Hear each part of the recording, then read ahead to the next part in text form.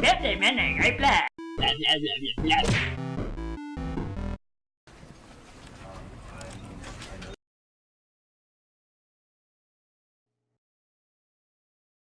is the story of a man named Stanley. Stanley worked for a company in a big building where he was employee number 427. Employee number 427's job was simple. He sat at his desk in room 427 and he pushed buttons on a keyboard. Orders came to him through a monitor on his desk, telling him what buttons to push, how long to push them, and in what order. This is what employee 427 did every day of every month of every year.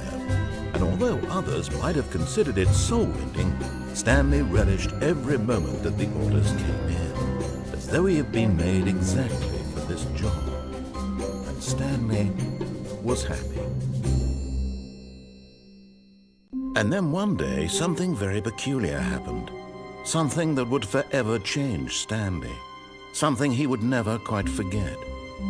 He had been at his desk for nearly an hour when he realized that not one single order had arrived on the monitor for him to follow.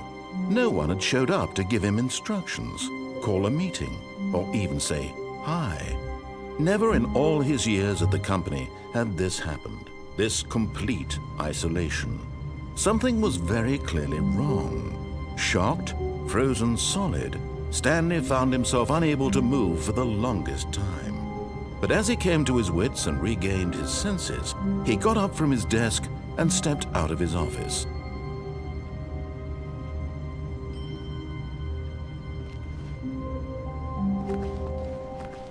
All of his co-workers were gone. What could it mean?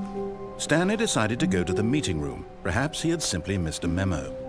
No matter how hard Stanley looked, he couldn't find a trace of his co-workers.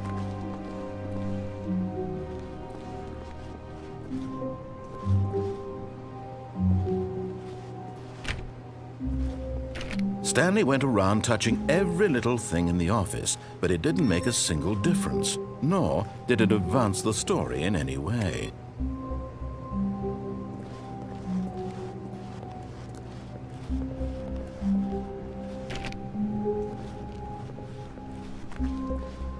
When Stanley came to a set of 2 open doors, he entered the door on his left. This was not the correct way to the meeting room, and Stanley knew it perfectly well. Perhaps he wanted to stop by the employee lounge first, just to admire it.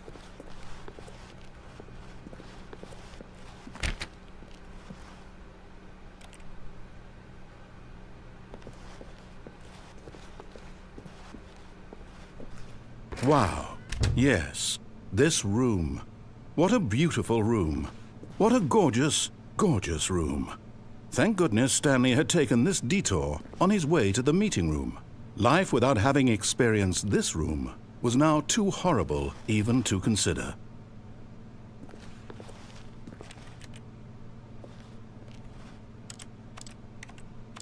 Yes, really, really worth it being here in the room.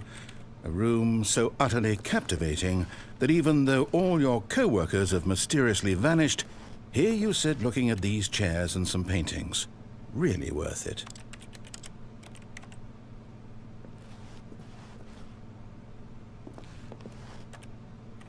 At this point, Stanley's obsession with this room bordered on creepy and reflected poorly on his overall personality.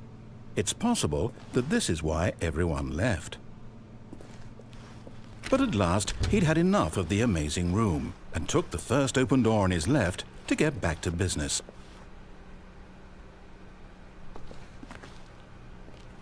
And so he detoured through the maintenance section, walked straight ahead to the opposite door, and got back on track. Yet there was not a single person here either. Feeling a wave of disbelief, Stanley decided to go up to his boss's office, hoping he might find an answer there.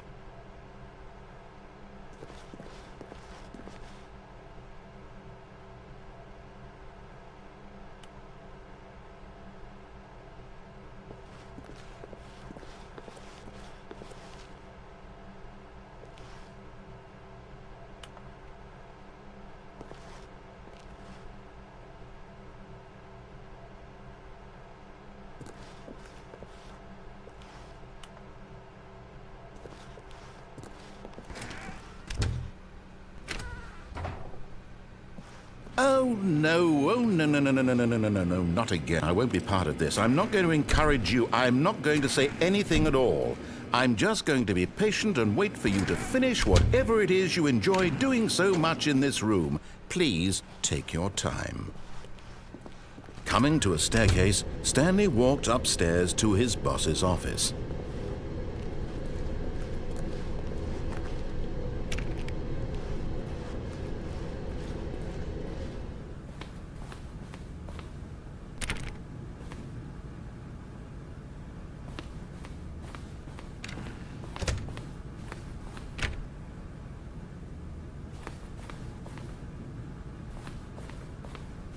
Stepping into his manager's office, Stanley was once again stunned to discover not an indication of any human life. Shocked, unraveled, Stanley wondered in disbelief who orchestrated this, what dark secret was being held from him. What he could not have known was that the keypad behind the boss's desk guarded the terrible truth that his boss had been keeping from him. And so the boss had assigned it an extra secret PIN number, 2845. But of course, Stanley couldn't possibly have known this. Stanley simply began entering random codes into the keypad, knowing full well the sheer statistical unlikelihood that this would ever result in a correct combination. If he knew that the combo was 2845, it would be another story entirely. But no, this is what he was going to do instead.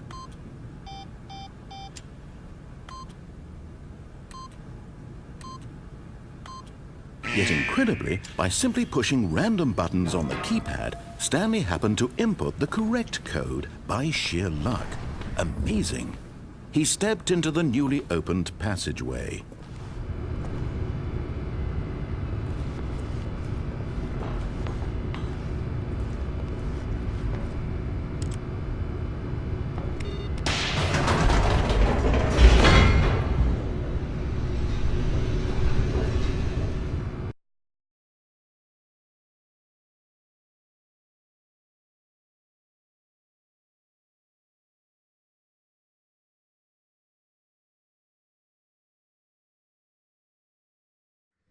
Descending deeper into the building, Stanley realized he felt a bit peculiar. It was a stirring of emotion in his chest, as though he felt more free to think for himself, to question the nature of his job. Why did he feel this now, when for years it had never occurred to him? This question would not go unanswered for long.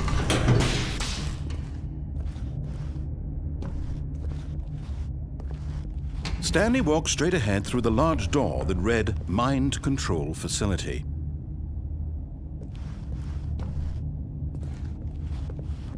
Although this passageway had the word Escape written on it, the truth was that at the end of this hall, Stanley would meet his violent death.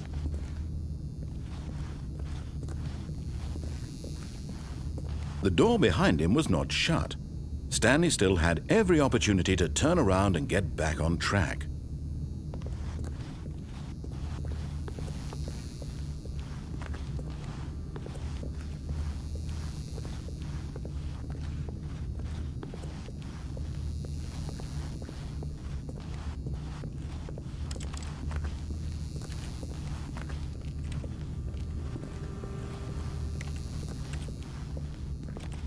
But of course, Stanley thought better of it and realized he simply had too much to live for.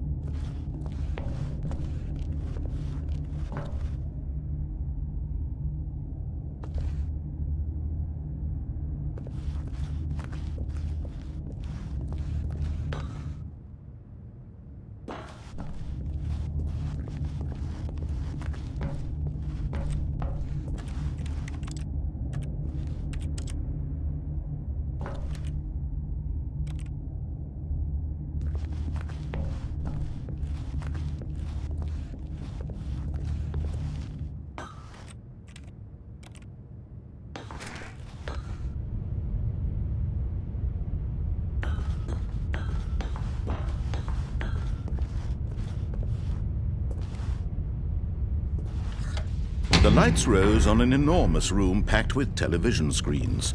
What horrible secret did this place hold? Stanley thought to himself. Did he have the strength to find out?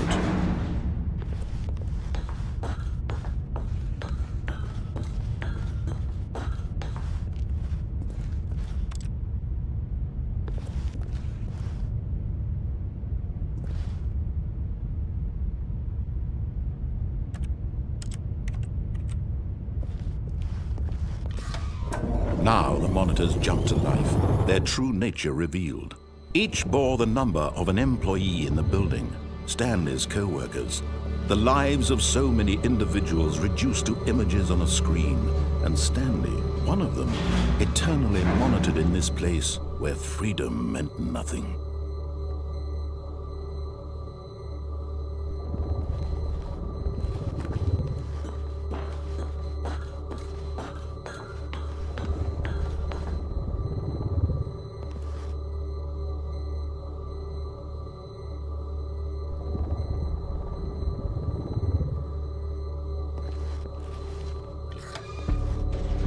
This mind control facility, it was too horrible to believe. It couldn't be true. Had Stanley really been under someone's control all this time? Was this the only reason he was happy with his boring job? That his emotions had been manipulated to accept it blindly?